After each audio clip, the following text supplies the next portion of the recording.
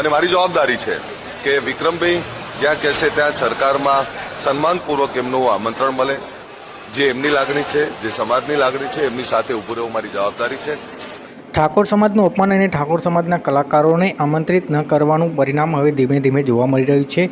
વિક્રમ ઠાકોરને જે સ્નેહ મિલન કાર્યક્રમ હતો, જેમાં વિક્રમ ઠાકોર દ્વારા જે હુંકાર કરવામાં આવ્યો હતો અને વિક્રમ ઠાકોરની નારાજગીથી જ સમગ્ર ગુજરાતને હલાવી દીધું છે અને સમગ્ર ઠાકોર સમાજ એક થઈ રહ્યો છે તેવા એંધાણ જોવા મળી રહ્યા છે. જ્યારે ઠાકોર સમાજના એક મોટા નેતા અલ્પેશભાઈ ઠાકોરે પણ વિક્રમભાઈ ઠાકોરને સમર્થન આપ્યું છે અને કહ્યું છે કે વિક્રમભાઈ ઠાકોરને જે ન્યાય જોશે તે ન્યાય મળશે, સરકાર ન્યાય આપશે અને મારા તરફથી જે થતી કોશિશ હું કરીશ. તો આ એક જોરદાર કહી શકાય છે કે વિક્રમભાઈ ઠાકોર ખાલી નારાજગીથી સમગ્ર માહોલને હચમચાવી દીધો છે.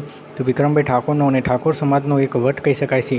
જો તમે ઠાકોર હોવ તો ઠાકોરનો કોમેન્ટ કરીને તમે બતાવી શકો છો. તો વિડીયો પસંદ આવે તો વિડીયો લાઇક કરજો, વિડીયોને શેર કરી દો.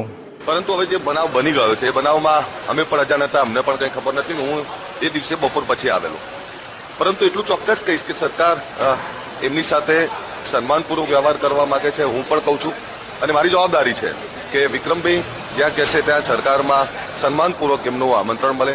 અને વિક્રમભાઈને હું તો સરકારને પણ વિનંતી કરું છું કે સરકારે વિક્રમભાઈને આમંત્રણ આપવું જોઈએ અને વિક્રમભાઈની સાથે એ તમામ જે ખ્યાતનામ કલાકારો છે, નામાંકિત કલાકારો છે, જેમણે ગુજરાતની ફિલ્મ ઇન્ડસ્ટ્રીને, ગુજરાતની સાંસ્કૃતિક વારસાને જીવંત રાખવા માટેના જે લોકોએ પ્રયત્ન કરે છે, આવા બધા જ કલાકારોને બોલાવવા જોઈએ અને સન્માનિત કરવા જોઈએ. બીજું વાત એમણે જે કંઈ ઉઠાઈ છે એ તમામ બાબતોનો અભ્યાસ કરીને સરકારમાં જ્યાં જે કંઈ વાત કરવાની યોગ્ય જગ્યાએ વાત કરીશ.